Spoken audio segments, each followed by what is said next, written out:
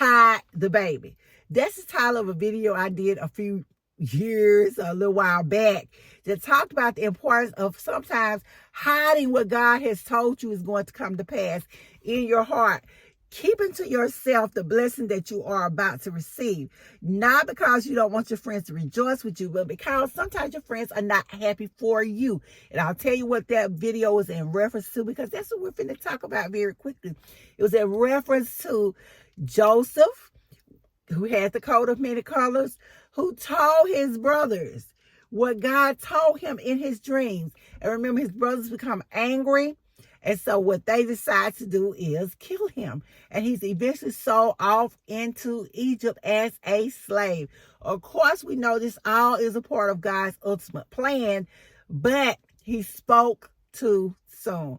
Sometimes we should keep things to ourselves. God tells us what he's about to do for us, and we're so excited that we want to share. There have been times when I was about to get a job. I was offered a job position, and I was really excited about it. The position became available. I shared it with some so-called friends. And what those friends did were they beat me to the job interview. They beat me to whatever it was. They beat me going to tell the boss some stuff about me so that I lost out on that position. Hey, people will do that to you. Again, hide the baby. When we think about Moses, his mother had to hide him. She had to hide him because there was a decree from the Pharaoh to kill all the male children under the age of 2.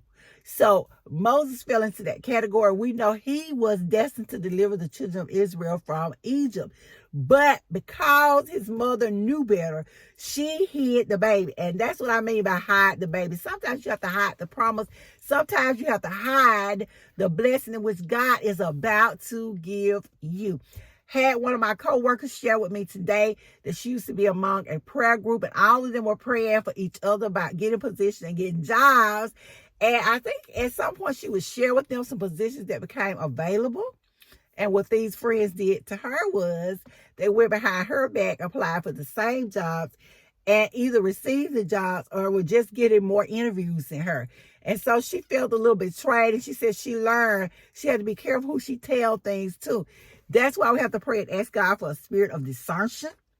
Sometimes we have to hide our future blessings. So let us be careful whom we're talking to, because we never know who our enemy is. And I'm not saying these people were her enemies, but they were doing things that were self-serving. So let us be leery and weary of those people. And the only way you're going to know that they are these type of people is if you pray and listen to God and allow him to lead you and guide you in the right direction. And ladies and gentlemen, I will see you in the next video.